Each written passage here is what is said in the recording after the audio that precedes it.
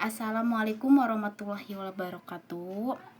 Perkenalkan, nama saya Intan Nuraini. Saya di sini akan menuntaskan yaitu tugas UTS pedagogik. Nah, NIM saya 8622410016. Nah, langsung saja saya di sini akan menjawab, yaitu yang pertama, pengertian pedagogik. Nah, pengertian pedagogik yaitu merupakan ilmu pendidikan, yaitu kayak pendidikan anak. Jadi, pendidikan pedagogik mencoba menjelaskan tentang seluk-beluk pendidikan anak. Nah, pedagogik juga merupakan teori pendidikan anak. Nah, pedagogik sebagai ilmu yaitu sangat dibutuhkan oleh guru, khususnya guru taman kanak-kanak dan guru sekolah dasar. Baiklah, di sini saya akan menjawab pertanyaan yang B. Nah, pendidikan arti dalam khusus. Nah, pendidikan dalam arti khusus itu dalam pedagogik merupakan suatu kajian tentang pendidikan anak. Nah, berasal dari Yunani. Contohnya Pedos. Yang zaman Yunani kuno yang pekerjaannya yaitu mengantarkan anak majikannya ke sekolah. Nah, kemudian secara kiasan, pedagogik ia seorang ahli yang membimbing anak ke arah tujuan hidup tertentu. Nah, pedagogik juga adalah ilmu yang mempelajari masalah atau membimbing anak ke arah tujuan tertentu. Nah, yaitu supaya ia kelak mampu secara mandiri atau menyelesaikan tugas hidup. Diartikan dengan ilmu mendidik, lebih menitik, berarkan kepada pemikiran.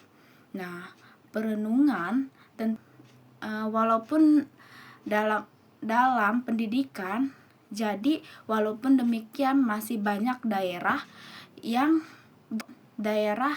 tak dikenal dalam lapangan pendidikan. Nah, karena masalah hakikat manusia masih banyak diliputi oleh kabut misteri, yaitu kecakupan dari derajat seseorang. Nah, selanjutnya manusia masih kayak makna pendidikan dalam arti khusus, yaitu lengkapil, yaitu mengemukakan bahwa pendidikan adalah bimbingan yang diberikan oleh, sedangkan pendidikan dalam arti luas itu yaitu merupakan usaha manusia untuk meningkatkan yaitu kesejahteraan hidupnya yang berlangsung sepanjang hayat. Nah, dalam Hendrickson yaitu 1959 memungkinkan, menurut Hendrickson, yaitu pendidikan merupakan suatu proses pertumbuhan dari perkembangan. Nah, sebagai hasil interaksi individu dengan lingkungan sosial dan lingkungan fisik, jadi berlangsung sepanjang hayat sejak manusia lahir. Nah, warisan sosial itu merupakan bagian dari lingkungan. Nah, lingkungan seperti masyarakat terus merupakan alat bagi manusia untuk mengembangkan manusia yang terbaik dari intelijen. Nah, untuk meningkatkan kesejahteraan hidupnya, dalam GBHN tahun 1973, nah kemukakan itu dalam pengertian pendidikan bahwa pendidikan itu pada hakikatnya yaitu merupakan suatu usaha yang disadari untuk mengembangkan kepribadian dan kemampuan manusia yang dilaksanakan di dalam maupun di luar sekolah dan berlangsung seumur hidupnya. Itu yang poin ke C, yaitu mendidik, mengajar, dan melatih. Nah, mendidik, mengajar, dan melatih yaitu adalah 3 kegiatan yang berbeda. Nah, mendidik berkaitan yaitu kayak dengan pembentukan keseluruhan kepribadian anak. Nah, seperti budi pekerti, yaitu kayak budi pekerti, terus moral, sikap, terus hati nurani, dan nilai-nilai kehidupan.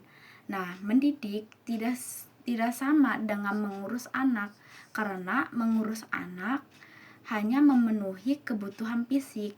Nah, mengajar berarti memberikan ilmu pengetahuan untuk mengembangkan kemampuan berpikir anak. Nah, pengajar fokus pada pendidikan intelektual seperti memahami materi, terus pelajaran yang mengembangkan kecerdasan, yaitu dalam melatih. Nah, melatih adalah proses untuk membentuk keterampilan melalui kegiatan yang dilakukan kayak berulang-ulang. Nah, latihan lebih menekankan kayak aspek jasmani atau psikomotor. Nah, seperti menulis, terus berhitung, terus berenang, atau latihan keterampilan tertentu. Nah, dan juga ada ketiganya memiliki tujuan berbeda.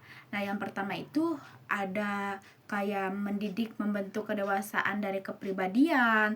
Terus yang kedua itu ada mengajar pengembangan kemampuan berpikir. Terus yang ketiga ada melatih pengembangan keterampilan melalui pembiasaan. Ini saya akan menjelaskan itu mengapa penting pendidikan. Nah, pendidikan itu penting karena membantu manusia berkembang, kayak memahami cara hidup yang benar, terus dan memperoleh pengetahuan serta keterampilan supaya bisa nih kayak mandiri dan bertanggung jawab. Nah, tanpa pendidikan seseorang pun sulit menghadapi kehidupan dan tidak bisa mengembangkan potensinya.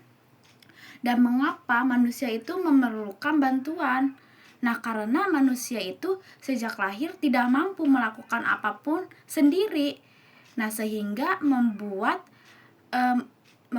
kayak membutuhkan bantuan orang dewasa, yaitu kayak untuk makan, belajar, dan memahami lingkungan. Bantuan ini diperlukan sampai manusia cukup matang untuk berpikir dan bertindak mandiri. Teori pendidikan dan praktik pendidikan dan mengapa tidak dipisahkan.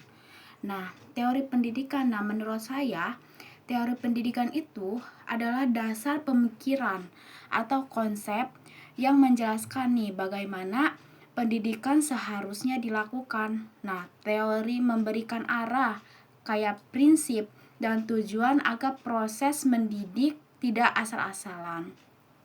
Nah, kalau semisalnya praktik pendidikan, praktik pendidikan itu kayak pelaksanaan nyata dari teori tersebut. Nah, seperti cara guru mengajar, misalnya cara orang tua membimbing anak atau kegiatan belajar yang terjadi sehari-hari. Terus ada juga mengapa nih tidak bisa dipisahkan. Nah, menurut saya itu teori dan praktik tidak bisa dipisahkan itu. Nah, karena teori memberi arah, sementara praktik menunjukkan hasil nyata. Nah, teori praktik hanya jadi wacana dan praktik juga tanpa teori jadi tidak terarah. Nah, keduanya itu saling melengkapi agar pendidikan berjalan efektif. Yang bab kedua itu pedagogik sebagai ilmu pengetahuan. Nah, yang poin ke A itu ada jelaskan 5 fungsi dan tugas pedagogik. Nah, yaitu ada 5 fungsi. Yang pertama itu menyatu padukan pengetahuan, dan yang kedua yaitu menjelaskan dan memberi petunjuk, dan yang ketiga yaitu memprediksi, dan yang keempat yaitu mengontrol, dan yang kelima yaitu mengembangkan. Nah, yang poin pertama itu menyatu padukan pengetahuan, dan menurut saya yaitu pedagogik atau menggabungkan berbagai temuan tentang pendidikan supaya jadi ilmu yang teratur dan mudah dipahami. Dan yang kedua itu ada menjelaskan dan memberi petunjuk. Nah, menurut saya itu pedagogik menjelaskan nih apa yang terjadi dalam pendidikan dan memberi arahan tentang apa yang seharusnya dilakukan pendidik. Nah, yang poin ketiga itu ada memprediksi. Nah, memprediksi itu dalam pedagogik membantu memperkirakan nih apa yang akan terjadi jika pendidikan itu dilakukan dengan cara tertentu. Nah, dan yang poin yang keempat itu mengontrol. Nah, dalam pendidikan, mengontrol itu berfungsi nih, mengendalikan jalannya pendidikan agar tetap sesuai tujuan yang baik. Nah, yang poin terakhir itu, yang poin kelima itu ada mengembangkan. Nah, mengembangkan itu dalam pedagogik, memperbarui dan mengembangkan pengetahuan pendidikan agar selalu relevan dengan pengembangan zaman. Baiklah, di sini saya akan menjelaskan yaitu poin yang B. Nah, yaitu jelaskan pedagogi sebagai ilmu empiris, terus ada juga pedagogi sebagai ilmu kemanusiaan, terus yang ketiga yaitu ada pedagogi sebagai ilmu normatif, dan yang keempat yaitu pedagogi sebagai ilmu praktis. Nah, yang poin pertama dulu ya, yaitu pedagogik sebagai ilmu empiris. Nah, pedagogik sebagai ilmu empiris itu didasarkan pada pengamatannya, yaitu nyata tentang bagaimana nih siswa belajar dan bagaimana guru mengajar. Nah, jadi ilmunya itu lahir dari pengalaman langsung di lapangan. Dan yang kedua itu ada pedagogik sebagai ilmu kemanusiaan. Nah, pedagogik sebagai ilmu kemanusiaan ini melihat pendidikan sebagai proses memanusiakan, atau manusia. Nah, karena berhubungan dengan perasaan, kebutuhan, dan perkembangan siswa sebagai individu. Dan yang poin ketiga yaitu ada pedagogik sebagai ilmu normatif. Nah, dalam ilmu normatif ini, pedagogik itu punya aturan dan nilai yang menjadi pedoman. Nah, misalnya bagaimana nih mendidik yang benar, bagaimana guru itu bersikap, dan apa yang boleh atau tidak dalam pendidikan. Dan yang poin terakhir yaitu poin keempat, yaitu ada pedagogik sebagai ilmu praktis. Nah, dalam ilmu praktis ini, pedagogik langsung dipakai dalam praktik mengajar. Contohnya, nah seperti memilih metode atau merancang pembelajaran dan menangani masalah belajar di kelas. Baiklah, di sini saya akan menjelaskan yaitu poin yang C ya, yaitu jelaskan pedagogik teoritis dan pedagogik praktis. Nah, pedagogik teoritis yaitu bagian dari ilmu yang pendidikan yang fokusnya pada pemikiran teori dan konsepnya itu tentang bagaimana nih manusia belajar dan bagaimana nih pendidikan seharusnya berjalan. Nah, menurut saya teoritis itu dalam pedagogik sepertinya dasar berpikir dalam pendidikan. Kita itu harus memahami nih mengapa manusia itu belajar. Nah, apa sih tujuannya pendidikan dan bagaimana nih perkembangan anak dan prinsip-prinsip yang seharusnya menjadi pegangan guru.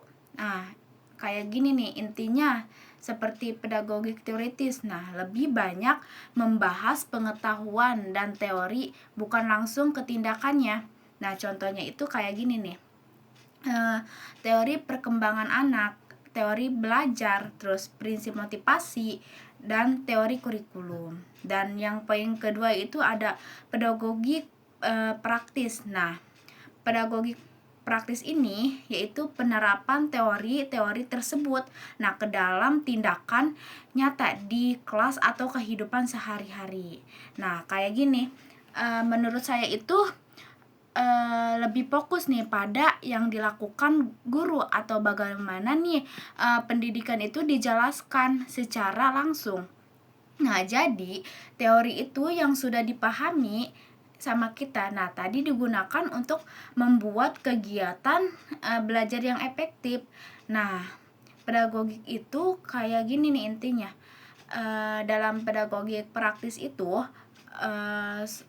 soal cara mengajar di kelas. Nah, terus membuat strategis, memberi bimbingan dan menyelesaikan masalah belajar secara langsung. Nah, contohnya seperti gini. Cara guru itu mengajar, terus menyusun RPP, rencana pembelajaran. Nah, memilih metode pembelajaran dan mengatasi siswa yang sulit fokus. Baiklah, di sini saya akan menjelaskan yaitu poin yang kedua, yaitu pedagogik teoritis dan pedagogik praktis. Mengapa kedua hal tersebut tidak bisa dipisahkan dalam dunia pendidikan? Nah, karena pedagogik teoritis dan pedagogik praktis itu tidak bisa dipisahkan. Nah, karena teori memberi dasar dan arah dalam mendidik. Nah, sedangkan praktik menunjukkan bagaimana nih teori itu dijalankan di lapangan. Nah, dalam menurut saya itu teori tanpa praktik hanya jadi konsep kosong. Nah, dan praktik tanpa teori bisa salah arah. Nah, jadi keduanya itu saling melengkapi. Nah, agar pendidikan berjalan efektif dan benar. Baiklah, di sini saya akan menjelaskan yaitu bab yang ketiga, yaitu yang pertama itu ada landasan filosofis dalam pendidikan di Indonesia berdasarkan pada apa nih, sebutkan 3 makna dari landasan tersebut. Menurut saya itu landasan filosofis dalam pendidikan Indonesia yaitu berdasarkan nih pada Pancasila atau Pancasila, dasar negara nih, sekaligus pandangan hidup nih bangsa. Maka pendidikan itu harus mengikuti nih nilai-nilai yang ada di dalam Pancasila. Nah, 3 makna dalam filosofis menurut saya nih. Yang pertama itu ada pendidikan harus membentuk manusia yang bermoral dan berkarakter. Nah, bukan hanya pintar secara akademik. Nah, yang kedua itu ada pendidikan harus menghargai keberagaman. Nah, karena nilai Pancasila itu mengajarkan persatuan dan toleransi. Nah, contohnya itu kayak Pancasila. Nah, yang ketiga itu ada pendidikan harus menuntun anak berkembang secara utuh. Nah, baik secara akal, hati maupun perilaku. Nah, sesuai nilai kemanusiaan dan keadilan. Dan yang poin B itu ada jika tidak ada landasan filosofis dalam pendidikan Indonesia. Nah, apa sih dampak bagi anak-anak bangsa? Nah, sebutkan minimal itu 5 penjelasan. Nah, menurut saya itu kalau pendidikan itu tidak punya landasan filosofis, nah seperti Pancasila, nah maka pendidikan itu akan kehilangan arah. Nah, dampaknya itu bisa sangat besar. Nah, terutama bagi anak-anak. Nah, dampaknya itu kan ada 5. Yang pertama itu ada kayak anak tidak punya pegangan moral. Nah, sehingga mudah bingung membedakan baik dan buruk. Nah, yang kedua itu ada pendidikan jadi tidak terarah. Nah, karena tidak ada nilai dasar yang menjadi pondasi. Nah, yang ketiga itu ada anak bisa tumbuh tanpa karakter. Nah, hanya fokus pada akademik tapi tidak punya sikap yang baik. Nah, yang poin keempat itu ada mudah terjadi konflik. Nah, dan toleransi. Nah, karena tidak ada nilai kebangsaan dan persatuan yang menuntun mereka. Nah, ada lagi yang poin kelima, ada anak tidak siap nih menghadapi kehidupan nyata misalnya. Karena pendidikan tidak menanamkan nilai kemanusiaan, terus etika dan tanggung jawab. Baiklah, di sini saya akan menjelaskan yaitu bab yang keempat. Nah, yang pertama itu ada sebutkan dan jelaskan 5 model belajar siswa ya. Nah, yang pertama itu ada belajar dari pengalaman. Nah, belajar dari pengalaman itu, nah siswa itu paham nih karena mengalami langsung. Dan yang kedua itu ada belajar lewat pengamatan. Nah, Jadi belajar lewat pengamatan itu memahami dengan melihat contoh. Dan yang ketiga itu ada belajar lewat diskusi. Nah, kalau belajar lewat diskusi itu kayak bertukar pendapat untuk memperdalam materi. Dan yang keempat itu ada belajar dari penjelasan guru-guru atau merangkan siswa memahami teori. Yang kelima itu ada belajar mandiri. Nah, kalau belajar mandiri itu kayak mencari dan memahami materi sendiri. Terus yang poin B itu ada 7 faktor. Nah, yang pertama itu ada motivasi, keluarga, guru, teman sebaya, kesehatan, fasilitas belajar, minat. Kalau misalnya motivasi nih, motivasi itu kayak kemauan belajar dari dalam diri. Nah, kalau keluarga itu dukungan orang tua dan suasana rumah. Dan ketiga itu ada guru. Nah, cara mengajar yang jelas dan menarik. Yang poin keempat itu ada teman sebaya. Nah, kalau teman sebaya itu kayak pergaulan yang positif atau negatif. Biasanya ke positifnya. Kalau ke pertanyaan yang kelima itu ada kesehatan. Nah, kayak kondisi fisik dan istirahat. Dan poin ke-6 yaitu ada fasilitas belajar. Nah, kayak fasilitas belajar itu kayak gimana sih contohnya? Nah, kayak buku, terus internet, ruang belajar. Nah, kalau poin yang ketujuh itu ada minat. Nah, ketertarikan siswa pada pembelajaran. Baiklah, di sini saya akan menjawab itu bab 5 yang pertama itu yang A, alat pendidikan dan faktor pendidikan. Nah, alat pendidikan yaitu menurut saya nih, segala sesuatu yang dipakai guru untuk membantu mendidik. Nah, contohnya itu kayak gini. Seperti buku, media belajar, nasihat, lingkungan sekolah. Nah, kalau faktornya itu dalam pendidikan, nah hal-hal yang mempengaruhi keberhasilan pendidikan. Nah, contohnya itu kayak gini, guru, siswa, keluarga, lingkungan, fasilitas belajar. Baiklah, di sini saya akan menjawab yaitu pertanyaan yang B. Nah, 5 jenis alat pendidikan. Nah, yang pertama itu ada alat pembiasaan, dan yang kedua itu ada alat hukuman, dan yang ketiga itu alat ganjaran, dan yang keempat itu alat instruksional, dan yang kelima itu ada alat lingkungan. Nah, kalau misalnya alat pembiasaan itu kayak nih, kegiatan rutin yang mendidik kedisiplinan. Terus yang kedua itu ada alat hukuman. Nah, contohnya itu kayak teguran atau konsekuensi untuk memperbaiki sikap. Nah, yang ketiga itu ada alat ganjaran. Nah, contohnya itu kayak pujian atau penghargaan agar siswa itu termotivasi. Dan yang keempat itu ada alat instruksional. Nah, kayak contohnya itu kayak media belajar, nah seperti buku, video, terus modul. Nah, yang kelima itu ada alat lingkungan. Nah, alat lingkungan itu apa sih? Nah, alat lingkungan itu kayak contohnya gini, suasana sekolah, tata tertib, ruang kelas. Nah, kalau menurut saya, nah manfaat alat pendidikan yaitu kayak gini. Yang pertama itu ada membantu guru menjelaskan materi, nah supaya lebih mudah dipahami.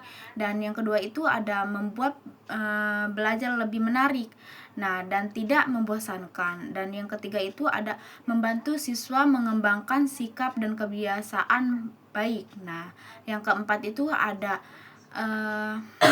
mempercepat proses belajar karena ada media pendukung. Nah, yang kelima itu ada membantu pendidikan berjalan lebih terarah. Kalau menurut saya nih, bagaimana sih jika tidak ada alat pendidikan? Nah, kalau tidak ada alat pendidikan itu Yang pertama itu ada 5 poin ya. Yang pertama ada proses belajar akan lebih sulit dan kurang efektif. Nah, yang kedua itu ada siswa mudah bosan. Nah, karena tidak ada media pendukung. Dan yang ketiga itu ada guru lebih sulit nih menjelaskan konsep yang abstrak. Terus yang keempat itu ada hasil belajar tidak maksimal karena minim bantuan belajar. Dan yang terakhir yaitu yang poin kelima yaitu ada pendidikan. Jadi mungkin itu saja yang saya jelaskan, kurang dan lebihnya mohon maaf. Wassalamualaikum warahmatullahi wabarakatuh.